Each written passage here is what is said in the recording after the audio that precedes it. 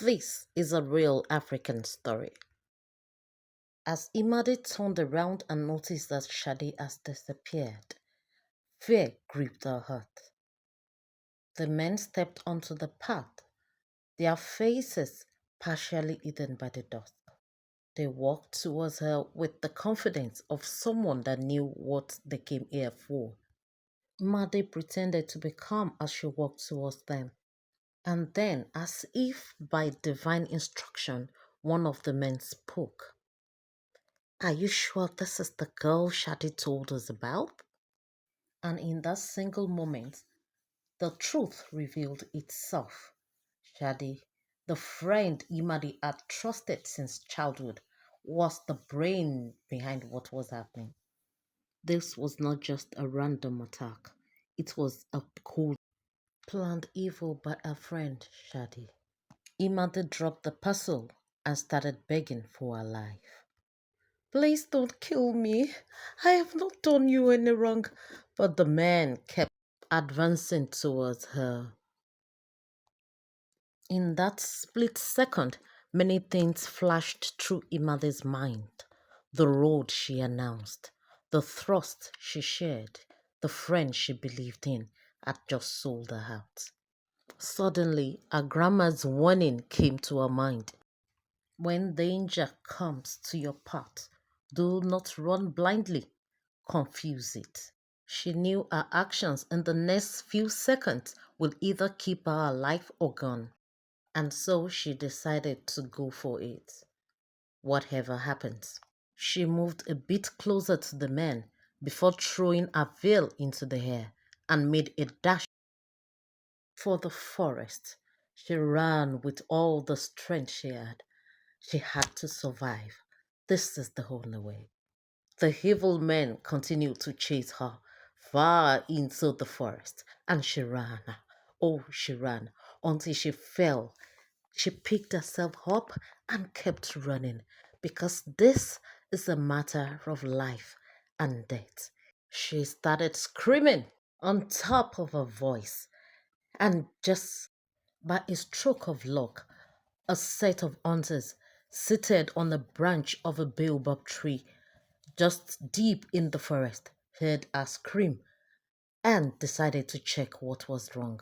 They jumped down and started running towards the direction of her voice, randomly releasing few bullets to draw her attention that she has been heard and noticed. The gang of criminals running behind her heard the shot of the gun and paused. They knew it was time to run back or risk losing their lives. Meanwhile, the set of hunters came into Imade's view just at the point that she collapsed on the floor from exhaustion and tiredness. They picked her up and took her to a rundown hut in the forest where they used to lay their head overnight. And there she told them the story of the friend that she trusted who betrayed her and sold her to killers. The hunters vowed to help her and asked her to rest overnight. But Imade could not sleep. She kept tossing and turning until she decided to sit up for the rest of the night. And then in the early hours of the morning, Imade and some of the hunters went back to her Roko village. Imade recounted all she went through in the hands of the kidnappers, and it was a very sad moment for her mother, who knew the beginning of the friendship between Shadi and Imade. Our mother kept screaming and screaming, crying so much that many of the villagers rushed down to Imade's mother's house to find out what the matter could be, and they were shocked when they listened to the story of the heavy cost of betrayal Imade almost paid. They all became witness to the fact that friendship could in a split second turn to enmity, and they all witnessed the story of a damsel that gave so much love to someone she's not supposed to trust and almost paid with her life. The village women wept The elders kept shaking their heads in disbelief, but for Imadi, she learned a lesson carved deep into her bones to always give trust with a pinch of salt because not every smile means genuine friendship and not every question means care. A wise person protects not just their journey but their destination. As for Shadi, she never returned to Aroko.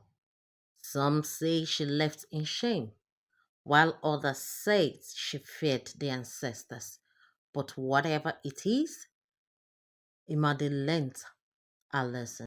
Moral of the story: let some paths be known only by your faith, because sometimes the cost of trust may be too heavy.